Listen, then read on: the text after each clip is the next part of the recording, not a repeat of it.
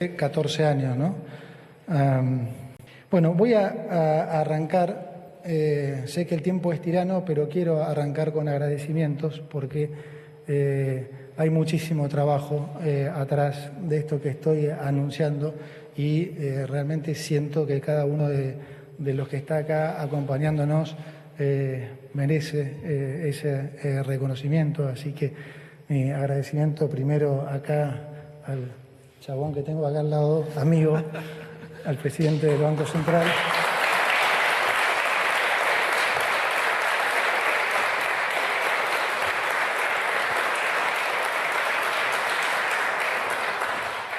Tampoco aplaudo tanto. Bueno, está ahí en la etapa de agradecimientos el ministro de Economía. ¿Qué es lo que se sabe? Vamos a pasarlo en limpio. ¿Qué es lo que se va sabiendo de lo que está contando el ministro de Economía, que todavía no llegó al corazón de los anuncios? El nuevo plan económico, ¿sí? El nuevo plan del Banco Central. Se levanta el cepo cambiario y el dólar flotará entre 1.000 y 1.400 pesos. ¿Qué quiere decir esto? Es volver, corregime Carlos si me equivoco, a lo que el Fondo Monetario le había pedido en su momento al gobierno de Mauricio Macri cuando le da el primer megapréstamo y le exige una banda cambiaria para que el gobierno pudiera intervenir entre esas bandas cambiarias. ¿Cómo lo estás leyendo vos? Es tal cual, lo que vos decís es, evidentemente acá está la mano del Fondo Monetario Internacional, había dos opciones, o dejar flotar o bandas cambiarias. Se eligió esta segunda alternativa. Que el gobierno no la quería. Que el gobierno no la quería. A ver, gran parte de lo que vamos a contar, el gobierno no lo quería. Evidentemente, exacto, lo acepta a partir del primer dato que surge de todo esto, que es que a partir del lunes, en realidad a partir del lunes, el gobierno va a tener 15.000 millones de dólares de libre disponibilidad. Claro. Para que tengamos una idea de lo que representan estos 15.000 millones, piensen que en lo que va del año el gobierno tuvo que vender aproximadamente 5.000 millones de reservas, ¿no? Entonces, es el triple de lo que tuvo que vender este año. ¿Le alcanza esto al gobierno para resistir hasta las elecciones con un dólar barato? Ahora va a haber una franja entre la cual el gobierno va a poder intervenir, dejar flotar el dólar hasta que llegue a 1.400 y cuando llegue a 1.400 ahí sí podrá vender y podrá utilizar las reservas que ahora engordan las reservas del Banco Central. Ahora, pero esto quiere decir en la práctica una devaluación porque el dólar paralelo estaba en 1.300 y pico. A ver, para decirlo de una manera directa, a partir del lunes el dólar cotiza libre en una banda donde seguramente su cotización va a ser superior a los 1.097 pesos de cierre de hoy. Si tenemos en referencia la cotización de hoy, el dólar Banco Nación 1.097, el dólar libre o dólar blue 1.375 y el dólar MEP 1.332, con lo cual todo indica que el dólar de las importaciones se va a ir a por lo menos 1.300 y esto en algún momento va a pasar a precios. A ver, cualquier cotización a la suba del dólar va a tener su traslado a precios. Se llama pass-through, siempre ocurrió y ocurrirá. En un momento de malas noticias, porque recordemos que la inflación, con el dólar pisado al gobierno se le fue a 3,7, venía de 2,4, se le fue a 3,7. Y si a esto se le agrega la inflación, hay que prever que para abril y para mayo tal vez la inflación sea bastante mayor. Bueno, en abril seguro, ¿no? Para contestar cuánto se va a trasladar, cuánto va a ser este pass-through, hay que esperar a ver la cotización de por lo menos 5 días. Claro. ¿No? De este nuevo esquema, insisto, de bandas cambiarias que, ¿cómo va a indexar? Porque no es fijo.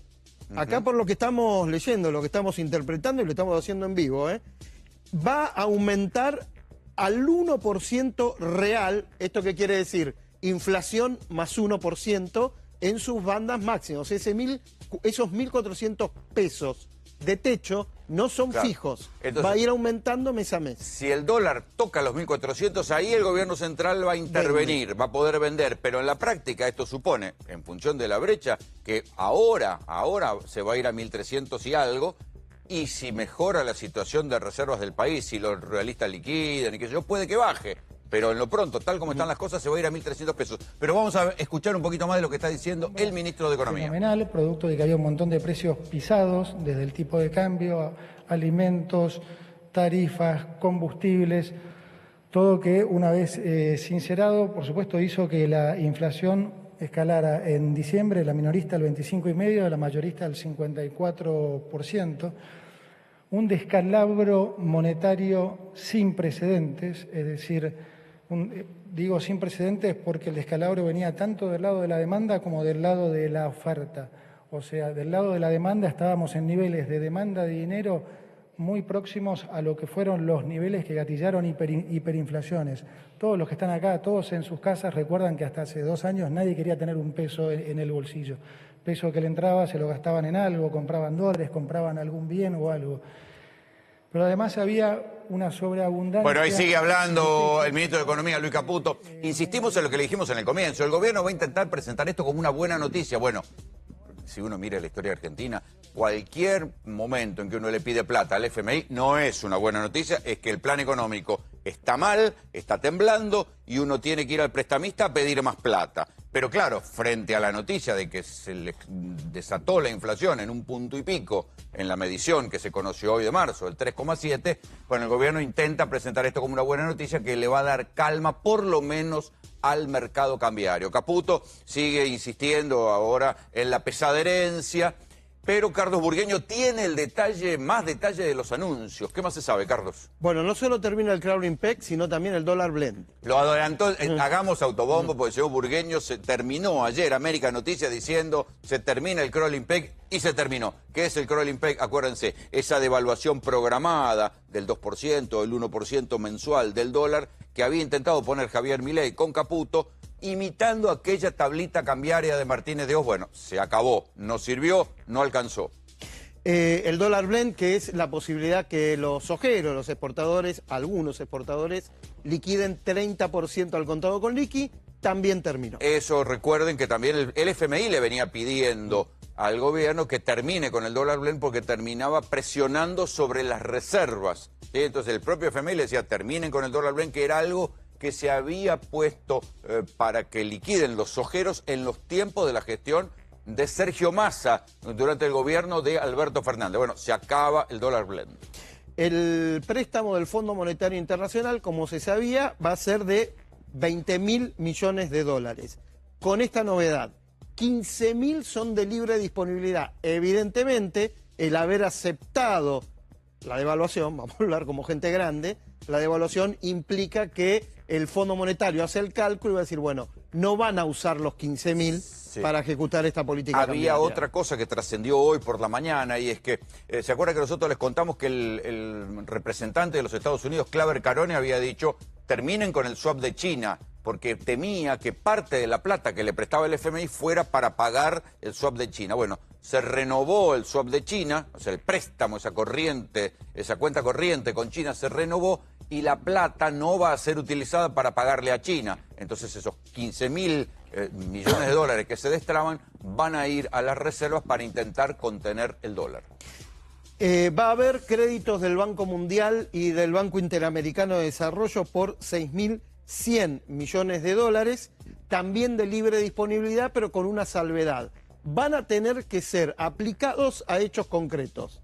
Obra pública, claro, reformulación del Estado, etcétera. Con lo cual, la piñata que se va a armar con esto, ¿no? Claro. 6.100 millones de dólares para repartir en obra pública en un año electoral, pero esto lo digo yo aparte. Sí. Y otro... pero no era que, igual lo que pasa es que ahora, mañana, todos estaremos discutiendo y revisando los archivos recientes de Caputo y de Milei que decían no va a haber devaluación. Recuerden que en un momento dado Milei salió y dijo la cuestión cambiaria es irrelevante. Bueno, más o menos, ¿no? Un par de semanas después hay casi un 30 y pico % de devaluación en ciernes. El gobierno va a negociar con bancos internacionales, spoiler alert, son 2 bancos norteamericanos. ¿El Citi cuál más? JP Morgan. Bien. La colocación de un bono por 2.000 millones de dólares. O sea que ahí eso es importante. Se reabre entonces un cierto mercado de deuda privada. Medio negociado. No Bien. Es que, a ver, ¿cuál es la diferencia? Una cosa es que yo le pida un préstamo a un banco o negocie un préstamo a un banco y otra cosa es lanzar un bono y que lo compre el que lo quiera comprar. ¿No? Acá lo que hay es una operación vis a vis con 2 bancos, pueden ser más, pero estos 2 seguro. O sea, ya consiguieron 2 bancos que le presten plata. 2.000 millones de dólares. ¿Para qué se van a usar estos 2.000 millones de dólares? Para pagar el vencimiento de los bonares y los globales, los bonos de la deuda emitidos en octubre del 2020 en el gobierno de Alberto Fernández con Martín Guzmán.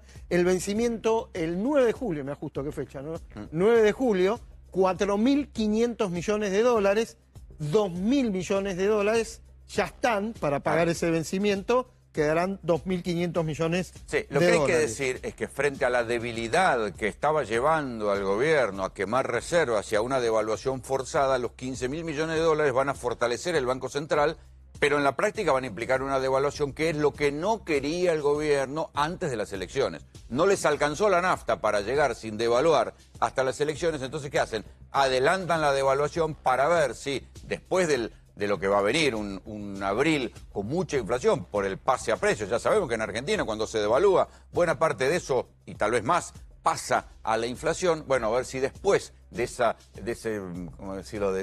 estampida inflacionaria que va a venir con el pase a precios, logran bajar la inflación hacia octubre. Bueno, esto sigue. Se anuncia como parte del dinero de libre disponibilidad, ahora vamos a aclarar de qué manera, el swap con China renovado por 5.000 millones de dólares. O sea, de los 10.000 millones de 9.000 millones de dólares del swap con China, 5.000 China acepta que se puedan usar de libre disponibilidad. Pero con esta característica, en comercio con China. Claro. Esto se puede usar solo en comercio con China. ¿Qué quiere decir esto? Que todos los importadores que importan cuestiones de China van a tener yuanes o dólares de libre disponibilidad. El gobierno lo va a intentar presentar esto como que se termina el cepo. En verdad lo que hay es una devaluación del dólar en blanco, ¿sí? Que digamos, no está claro de cuánto será, pero tendría un tope de un 30%, corregime si me equivoco, y a partir de ahí el gobierno va a poder intervenir con reservas para frenar el dólar blanco en 1.400 pesos. Pero en la práctica ahora esto va a representar un pase a precio, que cae en un momento malo, porque cae en un momento donde la inflación se le estaba desatando. Evidentemente no había otra. Claro, Evidentemente, si aceptan esto es porque no pudieron aguantar más. Pero insistimos también, ojo con que Milei llamó mandriles, econochantas, a todos los que le decían, cuidado que el esquema cambiario no resiste. Incluso gente de la ortodoxia. Perdón, ¿quién dijo esto? Aquí hay que reconocérselo. Esto mismo, exactamente, Cavallo. Exacto. Esta es la recomendación que había hecho Domingo Cavallo y terminaron echándole a la hija. Exacto, y lo hizo hace 2 meses. Hace 2 meses, ¿no? Bueno, evidentemente en ese momento no se lo quería aceptar y ahora no quedó otra, ¿no? Vamos a hablar del fin del cepo. Tranquilos, es de manera gradual. Se va a un régimen de flotación cambiaria, como decíamos, con una apertura gradual de la posibilidad de ir a comprar dólares por parte de la gente, por parte del público. Sí, pero ¿qué va a pasar con los otros dólares? Con los dólares MEP, con los dólares financieros. Porque en la práctica el dólar que puede comprar la gente que tiene plata en blanco es el blue o es el MEP. Y están más o menos al mismo precio. Después de esto, después de esta virtual devaluación, ¿saltarán esos dólares también? No, se supone que si vos podés canalizar la demanda de dólares a los dólares oficiales, a comprarlo al precio oficial, oferta y demanda. Cae la demanda del MEP, cae la demanda del blue también, y probablemente, primero vamos a tener que esperar a ver cuál es el dólar de equilibrio, que no lo vamos a conocer la semana que viene. Paciencia, porque Claro. este tipo de bandas, hasta que llega un equilibrio, hasta que llegamos a un precio de equilibrio, va a faltar. Y seguro, esto para la gente, tranquilidad, seguro ese precio de equilibrio no es a 1.400. Porque si la banda tope es 1.400, se puso a propósito a un nivel alto. Claro, porque especulan que será 1.300 y pico, más o menos. A ver, Y que en algún momento, si liquida el campo, ese dólar oficial puede bajar. Ahora vamos a eso. Porque eso es el capítulo fundamental. Que no están liquidando. ¿Por qué el Banco Central está vendiendo tantos dólares? Primero, porque hay demanda de dólares. Y segundo, porque no está la contraoferta, o sea, los dólares de los exportadores, que para esta época deberían estar ya liquidando de manera importante, y no estaban. Hasta ahora, entre paréntesis, tenían razón. Claro. En no liquidar. Por eso te digo, todo el gobierno, o sea, digo, el presidente, su ministro de Economía, sus funcionarios, estuvieron intentando convencer a la población de que no pasaba nada cuando había una crisis, porque en definitiva, ir al FMI a pedir 20.000 millones de dólares y devaluar como están haciendo, es una crisis del propio plan económico. Arranca otro plan económico, pero hoy además decíamos que fue una tarde de una mala noticia para el gobierno, un gobierno que gana las elecciones, jactándose de que ellos van a dominar la inflación, que se jactaba de que tenían un sendero de inflación a la baja, que se le había instalado primero en un núcleo duro del 4% a mediados del año pasado y después en un núcleo duro del 2 y pico por ciento, ahora la inflación se les disparó al 3,7%. Es una noticia que el gobierno no esperaba, pero Lucía, analicemos qué fue lo que disparó la inflación, qué rubros. Sí, vamos a ver el disgregado que compartió hoy por la tarde, alrededor de las 4 de la tarde, el INDEC. Cada uno de estos rubros, este disgregado, y con un porcentaje altísimo en educación, producto claramente del inicio de las clases en marzo, con un 21,6%. Si lo comparamos con el mes anterior, fue muchísimo mayor. Alimentos y bebidas no alcohólicas, 5,9%, algo bastante similar a lo que había pasado también en febrero, Rolo.